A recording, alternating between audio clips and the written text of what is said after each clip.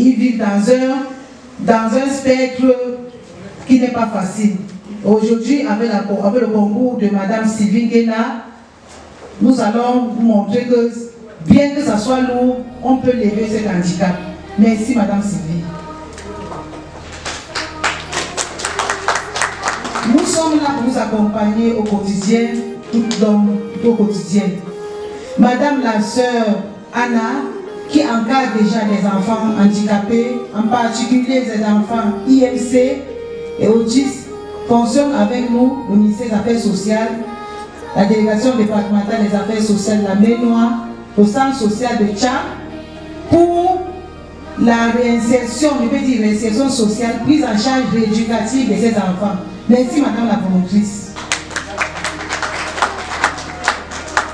Chers mamans, chers parents, nous sommes là pour vous.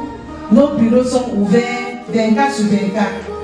En collaboration avec Madame Sylvie Guéna, qui est venue très loin des États-Unis, pour vous présenter la situation de l'enfant autiste.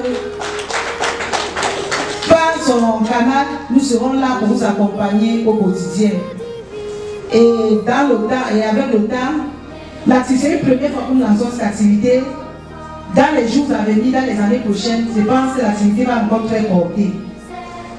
Pour que vive la motrice cérébrale, les amis et les handicapés.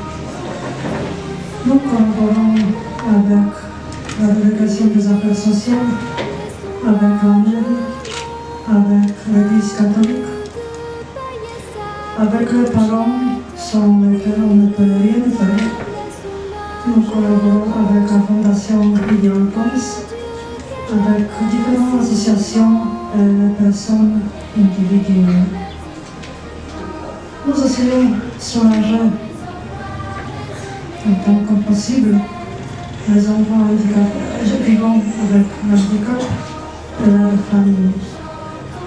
Notre objectif, c'est tout simplement apprendre les enfants ce qu'on peut apprendre si l'enfant est petit.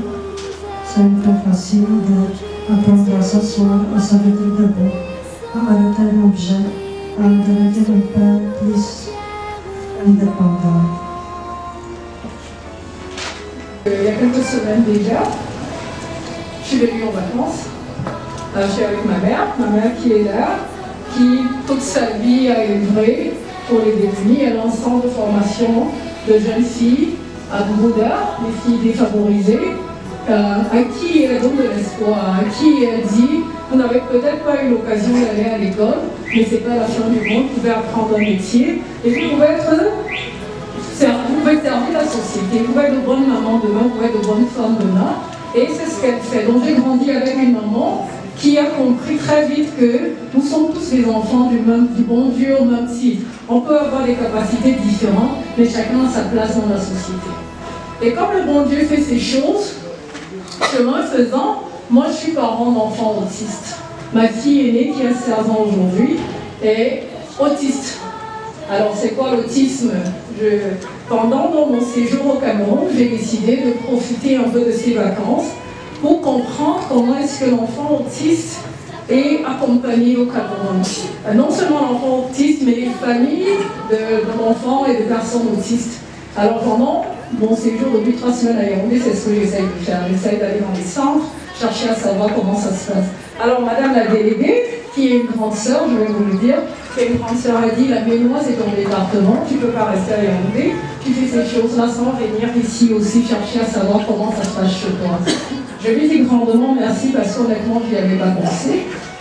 Mais grandement merci de m'avoir donné l'opportunité de venir ici à Champ aujourd'hui, de venir vous voir, mes parents, d'enfants handicapés, pour qu'ensemble on comprenne que c'est un fardeau que le bon Dieu nous a donné. Le bon Dieu ne peut pas nous donner ce fardeau sans nous donner les moyens et la capacité aussi de le porter. N'est-ce pas?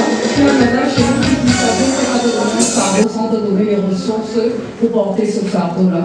Alors je dis, si je suis là avec vous aujourd'hui, il faut que je vous parle de l'enfant. Je vois beaucoup de parents qui sont venus avec leurs enfants. Applaudissez pour chacun de vous qui a respecté de venir avec leurs enfants aujourd'hui. C'est très important parce que que ces enfants-là, on ne doit plus les cacher. Il y a des années, quand on avait un enfant qui avait des problèmes, soit à la naissance, parce que physiquement, on voit qu'il y a des problèmes, soit plus tard, maintenant, on se rend compte qu'il y a un handicap mental. L'handicap n'est pas seulement physique, on veut voir une personne qui est bien portante physiquement, mais qui mentalement a des troubles, qui mentalement a des problèmes. Et c'est un peu ça l'autisme. Vous verrez beaucoup d'enfants autistes. Ma fille, si elle était ici à côté de moi, elle n'aurait aucun problème. Elle est très belle, elle n'a aucun problème. Mais dans sa tête, les neurones ne sont pas connectés de telle manière qu'elle fonctionne comme vous et moi. Donc, il est important que nous, qui avons ces enfants, nous qui sommes la société, que nous comprenons que le handicap mental existe aussi et qu'on apprenne à reconnaître cet handicap mental et qu'on apprenne à savoir comment est-ce qu'on peut accompagner ces personnes. Donc je suis venue vous parler de l'autisme spécifiquement parce que c'est une maladie qui touche presque toutes les familles du monde entier en ce moment. Aux États-Unis, au moment où je vous parle, un enfant sur 44 a le diagnostic d'autisme. 1 sur 44. Ça veut dire que regardez un peu ici autour de nous, on est certainement touché par cette maladie d'une manière directe ou d'une manière indirecte. 1 sur 44, c'est énorme. C'est plus que Corona. C'est plus que ce qui est en train de se passer là-dedans avec Corona. C'est plus qu'une pandémie. Donc, je voudrais que vous compreniez que c'est notre problème à nous tous. Et comment est-ce que la maladie se caractérise? Comment est-ce qu'on reconnaît un enfant qui est autiste? Si vous vous souvenez à la Pâque, pendant la Pâque, il a porté sa croix, il ne l'a pas porté tout seul, n'est-ce pas? Il y avait des gens à côté pour l'aider à porter cette croix. Donc nous, les humains aussi, avec les problèmes que nous avons, les problèmes que nous vivons tous les jours, pensons à demander de l'aide. Et on ne peut demander de l'aide que si on partage le problème avec les autres. Si tu caches que l'enfant est malade, comment est-ce que les gens vont t'aider? Et vous n'avez pas choisi, n'est-ce pas? On n'a pas choisi d'avoir les enfants malades. Encore moins, nous avons choisi d'être en bonne santé. Qui ici mérite la santé qu'il a aujourd'hui? Personne. C'est la grâce de Dieu. C'est la grâce de Dieu. Donc si le même Dieu nous a donné un enfant qui est malade, acceptons-le. C'est difficile, ça c'est sûr. Mais vous avez beaucoup de chance. On a les affaires sociales qui sont là pour vous accompagner. Regardez, grâce aux affaires sociales, on est là aujourd'hui pour parler de cette maladie. Est-ce qu'on peut applaudir pour le ministère des Affaires sociales? Et madame la déléguée vient de vous dire que vous n'êtes pas seul. Vous n'êtes pas seul. Vous avez le support du ministère avec vous. Donc, prenez conscience de ces problèmes-là. C'est une maladie difficile. C'est une maladie qu'il faut comprendre. C'est sûr qu'il faut la comprendre. Parce qu'elle ne se présente pas comme les autres. Ce n'est pas une maladie, on va mettre l'enfant à l'hôpital, on va lui donner un médicament. Il n'y a pas de cure en ce moment pour l'autisme. Il n'y a pas de cure. Vous savez qu'il n'y a pas de médicament qui traite l'enfant. Il n'y a pas de médicament. Mais il y a des traitements, il y a la thérapie, il y a la rééducation. C'est des enfants à qui on doit tout apprendre. C'est-à-dire un enfant qui a 4 ans ne sait pas aller aux toilettes. Qu'est-ce qu'on va faire? On prend de son temps chaque matin et lui apprendre, voici les toilettes, va t'asseoir et tu fais pipi. Et quand il fait pipi, qu'est-ce qu'on fait? On applaudit, bravo, tu as utilisé les toilettes. C'est des enfants à qui on apprend tout. Ce qui est super, c'est que quand on leur apprend ça, et qu'on est patient avec eux, ils apprennent. À leur rythme, c'est sûr, mais ils apprennent quand même. Et pour vous parler de ma fille, moi je me souviens une année quand je l'ai amenée au Cameroun, maman, elle disait qu'elle s'attendait à voir, tel que je décrivais l'enfant, elle s'attendait à voir un monstre. Mais elle a été curieuse de voir que c'était un enfant comme tous les autres enfants, mais qui avait besoin de plus d'attention, qui avait besoin d'être accompagné. Aujourd'hui, par exemple, vous avez certainement beaucoup vu les vidéos sur les réseaux sociaux où on attache un enfant parce qu'on a peur que l'enfant s'enfuit, n'est-ce pas? Les enfants aussi, c'est des enfants qui souvent ont cette caractéristique de fuguer, ils partent. Et quand ils partent, tu ne sais jamais s'ils reviendront ou pas.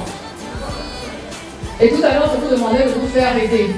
C'est qu'au lieu de l'attacher par exemple au pied d'un bananier, on peut voir comment est-ce qu'on peut mettre la barrière à la maison. Qu'il reste à la maison, qu'il soit capable d'être nourri, mais au moins on sait qu'il est en sécurité et qu'il ne va pas partir et se faire écraser par exemple s'il traverse la barrière.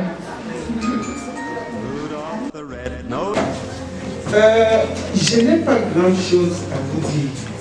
Madame le délégué, que vous avez avec vous actuellement, a été mon délégué, donc c'est mon chef qui hiérarchie dans le département des Bamboukous. Je suis fille de la main noire de Bafou, reine-mère de la communauté Bafou dans les Bamboukous.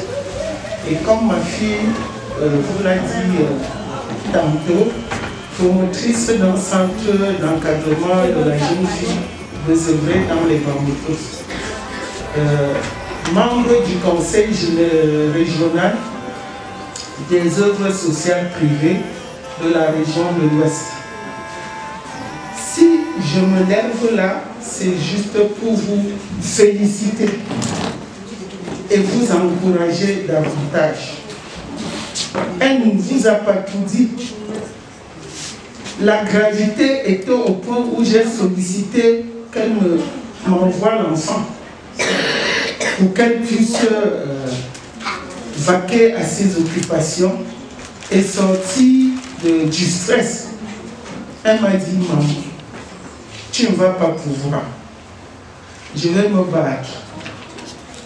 Et si je me lève là, c'est pour vous dire de ne jamais perdre l'espoir et de ne jamais dire je n'ai pas pu faire telle chose parce que j'ai un enfant handicapé. Parce que ce qu'elle a pu faire, et toute seule, même plus avant que sa soeur n'arrive pour lui donner un coup de main.